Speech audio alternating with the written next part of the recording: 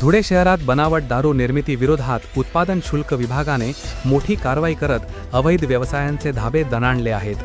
महापालिका निवडणुकीच्या पार्श्वभूमीवर 21 डिसेंबर रोजी धुळे उत्पादन शुल्क विभागाने मुंबई-आग्रा महामार्गावरील देवभाने शिवारात सुरू असलेल्या बनावट दारू कारखान्यावर छापा टाकला.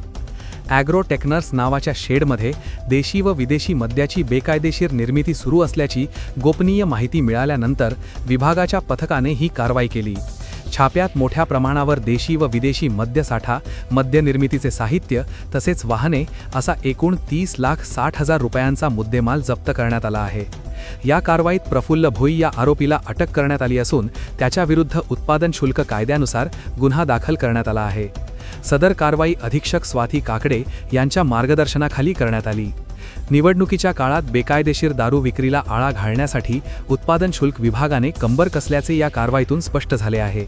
आगामी काळातही अशा अवैध व्यवसायांविरोधात कठोर कारवाई केली जाणार असल्याचा इशारा विभागाने दिला आहे.